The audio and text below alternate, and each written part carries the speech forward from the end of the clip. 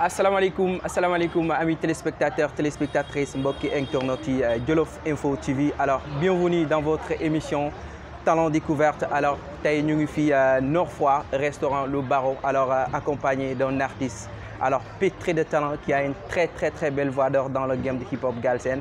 Avant tout d'abord je vais juste laisser donc lui présenter avant tout le monde di ko bàyyi rek mu présenté aux téléspectateurs yi ñoo xam te ne actuellement ñu ngi en direct en live sur Jolof Info TV. alhamdulilah maa ngi nuyoo ñëpp di leen share di leen màggal.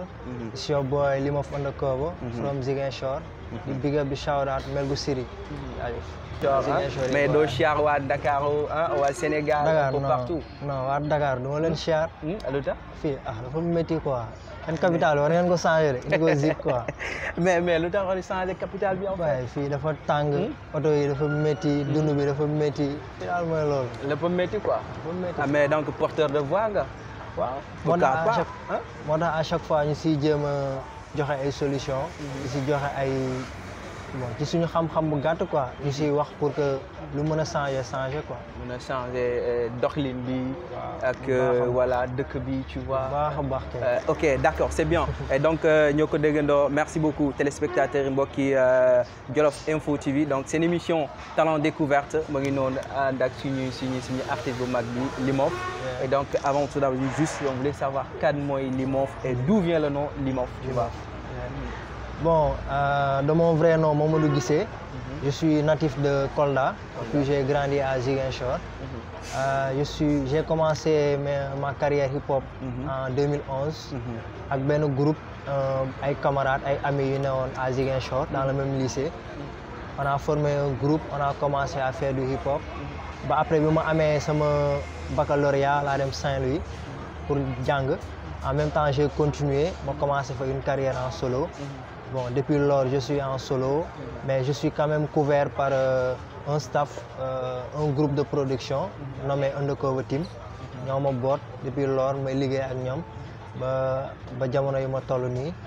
Bon, ci sama carrière lu ma mën a wax lu gàtt mooy déjà j'ai fait plein de sorties, que ça soit vidéo, audio, def benn mixtape bi nga xam ne c'était au Galsen Awards de 2019. Bon là ñu ngi ci yeneen programme yeneen activité yeneen projet quoi. Limof, si je comprends bien tu étais en groupe. Parce que nga ne bon tu es né à Kolda. tu es Koldois. jóge Kolda ñëw Ziguinchor et tu vois donc nga am fa sa bac tu vois et tu étais en groupe. Grosso modo nga ñëw nekk nga def sa carrière solo. Depuis quand est-ce que nga dugg ci game bi en fait. Bon, moi j'ai dû carrément en 2011. Parce qu'en 2011, j'ai fait la rencontre de Fadji Tigirimbi, un pionnier du hip-hop galsen. Fadji Tigirimbi. Yeah. C'est de la Casamance? Non, le groupe mythique de Pikine. Ici, Pikine, Dakar. D'accord. Le groupe Tigirimbi. Un membre fondateur, Fadji. Nous avons une tournée à Ziguinchor. On a fait sa connaissance, on a échangé. Et puis ça m'a boosté pour que je sois dans le game. Par la suite, on a eu un groupe qu'on a eu à former. On a évolué avec le groupe 1 an, 2 ans. Donc il a commencé solo. D'accord. Solo bi en quelle année? 2013. 2011, 2012, 13, on a commencé cette carrière solo. Yes. Et donc comment ça a été? Parce que si je comprends bien, parce que étant en groupe, wala nek en solo, c'est différent. Ouais, totalement. Lan mooy différence bi comme étant artiste. Bon, c'est carrément différent. Parce que nek en groupe, bon, je dirais que tu es en quelque sorte en sécurité. Puisque mën nga am ay comment dirais-je ay points yi nga xam ne tu peux être faible sur ça. Essayer nga gis beneen membre du groupe combler ko. am na affaire yi nga xam ne da ngeen koy war a def. charge bi yëpp maanaam du nekk si yow. vous le partagez ensemble. les sons vous les partagez ensemble. la scène vous vous défoulez ensemble. alors que boo nekkee en solo tout repose sur toi. Tout repose sur toi. Le son, ça repose sur toi. Les vidéos, ça repose sur toi. Les textes, ça repose sur toi. Mais en fait, tu te sens dans quelle partie? Carrière solo ou en groupe? Bon, si je sañoon, si je sañoon, continuer en groupe. Parce que groupe, c'est une émotion forte là, quoi. Ça donne quelque chose de vraiment vivant. Alors que solo, c'est vraiment pénible quoi dans la tête. Voilà, Problème, c'est pas un groupe c'est pas un groupe qui a éclaté à cause de problème. C'était juste que man je me suis éloigné dem à Saint-Louis pour jàng ñeneen ñi des Ziguinchor waaw ñeneen ñi nekk Dakar am ñoo xam ne dañu décidé bàyyi c'est ça mais ba léegi ak man ak ñoom on bosse ensemble am na si ñi nga xam ne léegi ils ont intégré mon staff am na si ñoo xam ne maintenant ils mettent sur plusieurs points ci sama carrière ma leen ciy bëggee di leen nuyu bu baax di leen shout out parce que ba léegi ñu ngi may jàppale même s'ils ne rappent plus mais ils sont derrière moi à me soutenir di me pousser même si que c'est un peu différent par rapport ak bi ñu nekkee woon en groupe quoi mais quand même je les remercie de même que mon staff Undercover Team ñi nga xam ne ñu ngi may jàppale bu baax mais n'empêche que être en solo c'est pénible mentalement quoi.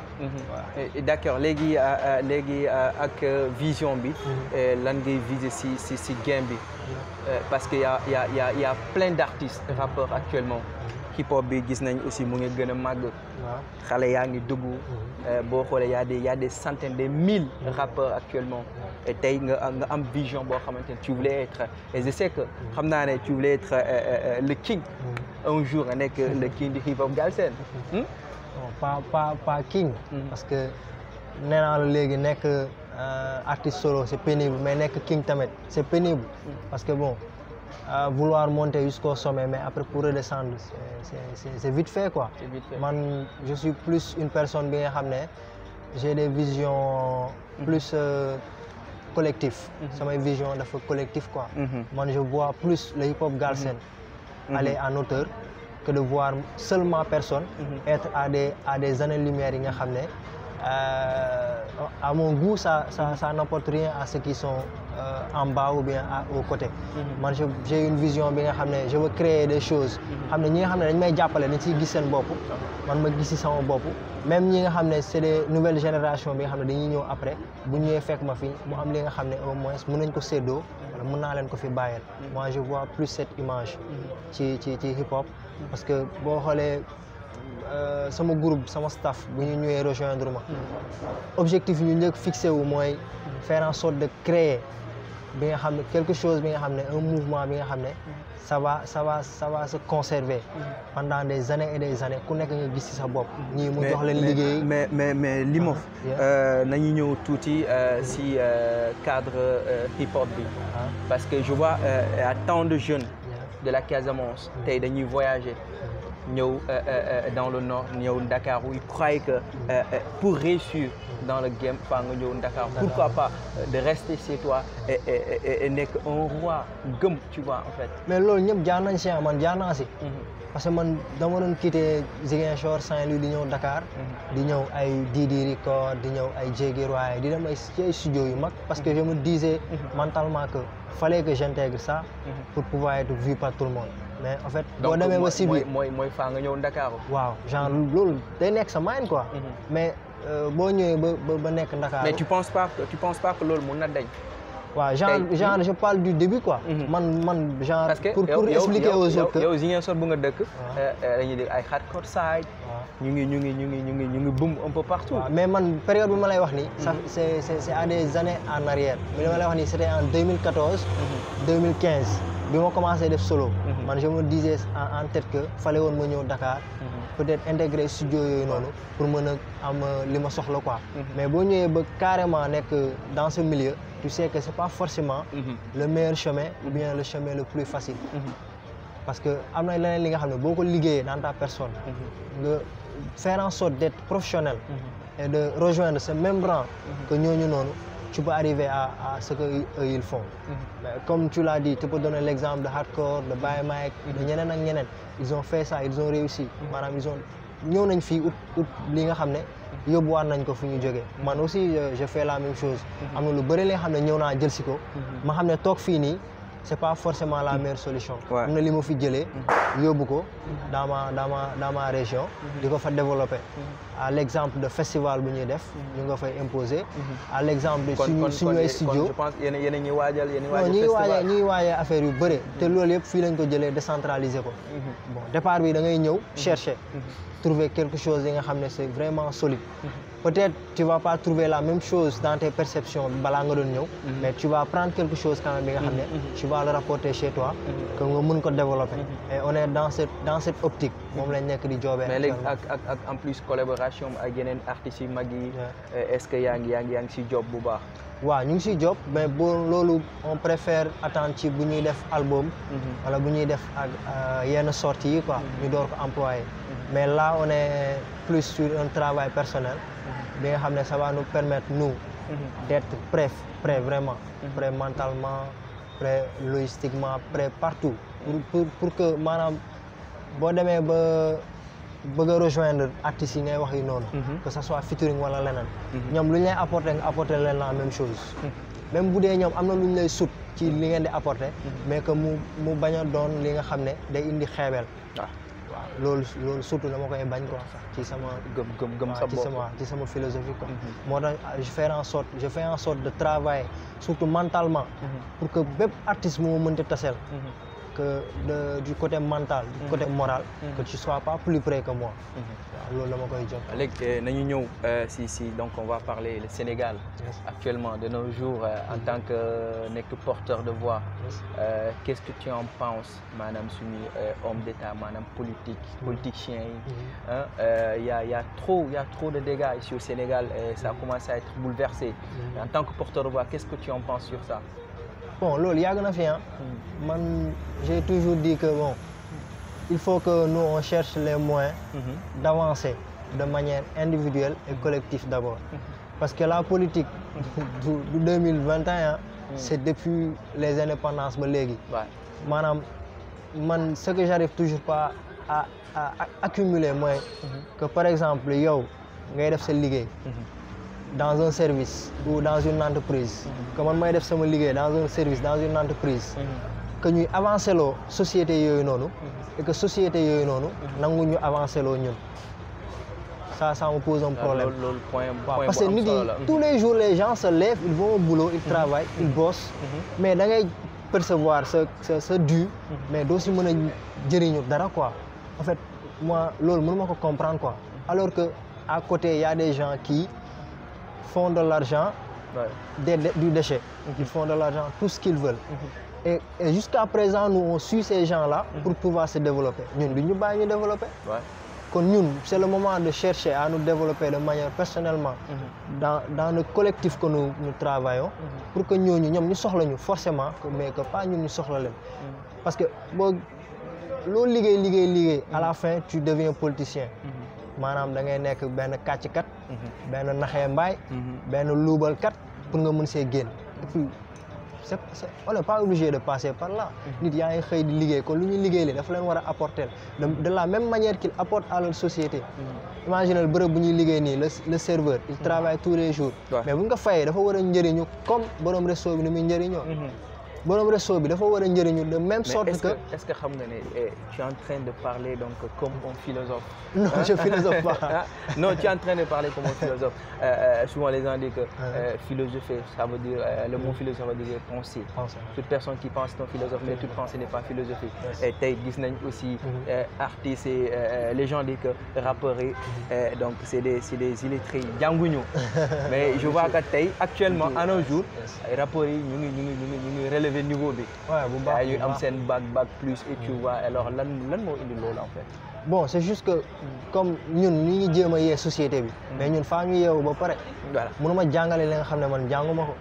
mënuma am connaissance ba pare tamit di ko téye c'est notre différence avec keneen am na ñoo xam ne yoon nañ connaissance bu ëpp suñu bos mais dañ koy téye alors que nous le peu qu'on a on le partage c'est ça la différence entre être artiste par rapport aux autres maintenant nag ñun on doit s'instruire on doit s'appliquer dans nos instructions et éduquer aussi en même temps essayer de se développer parce que instant bi foofu lañ toll maanaam lu ñuy instruire lu ñuy éduquer yëpp nous aussi de à notre manière on doit se développer maintenant comment se développer notre industrie doit aller de l'avant parce que man instant bi la laa bëgg au plus profond de moi mooy que benn boy bi def hip hop à 17 ans bu demee defar carte d'identité nationale à la police ñu ne ko c'est quoi ta profession mu ne la je suis artiste ñu mun ko ci noter mais boo demee defar sa quarantaine nga ne artiste là duñ ko si noté.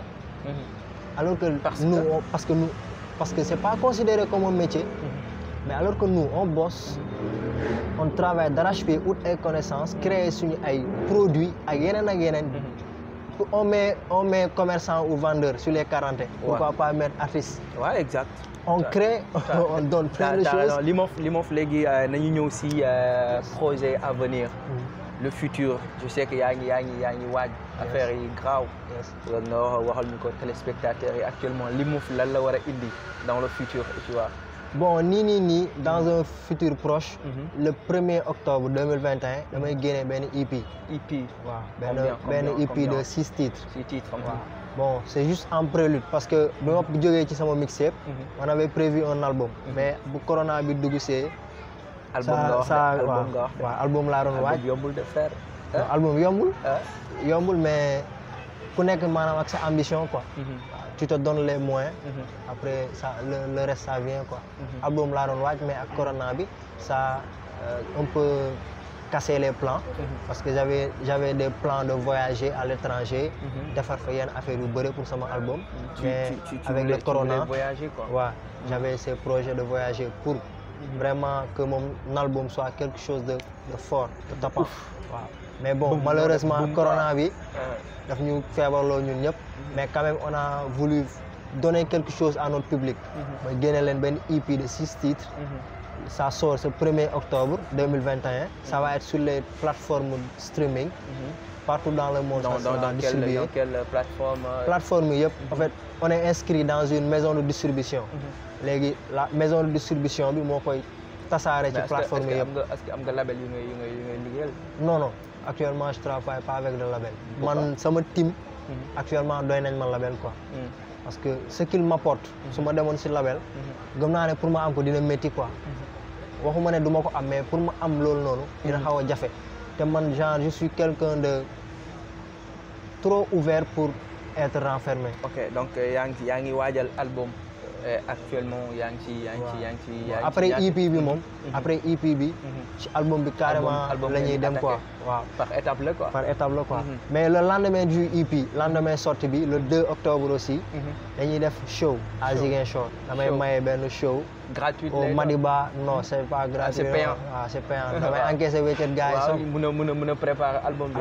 noonu la demee le 2 octobre au Madiba en face du port de Ziguinchor.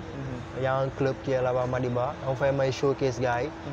comme ça fait un bail qu'on n'a pas échangé avec le public. Ça va être l'occasion ñu dem xappi bu baax a baax. bon gars yi ñu amaale son yi. pour une première avant ñu koy dem streamer quoi. ensuite bu ñu jógee si loolu aussi on a un festival comme je l'ai dit. qu'on organise en novembre. dañuy def benn festival en novembre à Ziguinchor. bu ñu si jógee en décembre on revient à Dakar. pour d'autres projets. après ñu door dem si album bi incha allah. ok ayca kon mu ngi noonu kooku Limof. l'artiste l'incontournable je peux dire donc le futur king. je te considère comme un futur king. et donc je pense que l'émission tire à sa fin mais avant tout d'abord. dañuy ñëw rek nga may ñu benn freestyle bu ndaw wala benn acapella bu ndaw. benn acapella quoi. waaw nga acapella gars yi mën a. waaw jël goût bi quoi. waaw boobu dama koy may Jolof Info. waaw Jolof Info di leen ko may bu baax di leen remercier ci invitation bi. et puis di wax gars yi nañ suivre compte bi bu baax. suivre page yi abonné wu. non fii mooy bu baax partager waaw mooy bu baax bi. ça bon c'est un projet jeune. te genre nous aussi on fait la même chose. kon je pense que c'est des cohésions yi nga xam ne. mooy mën a jëmal réew mi kanam quoi. et puis c'est vraiment cool di leen remercier bu baax a baax. ok bon ma jox gars yi benn affaire bu ndaw. jox ñu ko. moo ma charmé ma dox si ko ma fekk ñu bëre ñu wut si ko bi ma gisee taaram la miir waaye xaw ma wone daa fiir mënatuma nelaw ba yondoor mbëggeel bi ma yëg ci yow moo foor ñu bëree ma bàyyi ndax moom mu jural ma ay junne noonu lu tax suma mere di ko gën a loof dafa jonge bëri cax si lu na may sol yaay ne sama xët bay bi bul wari yoree ma yiir ma fayal ma bëri siggil ma sagal ma jox may doom gëmatuñu respect ñëpp a bëgg a koom au nom des miens et des sacrifices et le retour de mon fils et le héros de mon fils ay undercover merci merci quel message gëmatuñu moo bi la ñu gëm quoi léegi moo bi la ñu gëm aca merci beaucoup amis téléspectateurs mbokk internautes yi Jolof Info vraiment c'était un plaisir de partager avec Limov un artiste complet pétri de talent ñu ngi lay remercier bu baax a baax si invitation bi franchement dire c'est comme ça donc c'est une émission talent découverte avec DJ Fitboss mais aussi je suis le boss de tous les animateurs du Sénégal mais aussi les DJ qui frappent là où ça fait mal du nuyu aussi suñu caméraman bi suñu DG Amdi voilà di char ñëpp sama gaan bi Saline Omar maa koy ziar Alima la Ndoba di char ñëpp vraiment c'est un plaisir merci beaucoup on se donne rendez-vous prochainement inchallah voilà fii ci seen kër gi la maison avec Jolof Info TV merci beaucoup à la prochaine inchallah.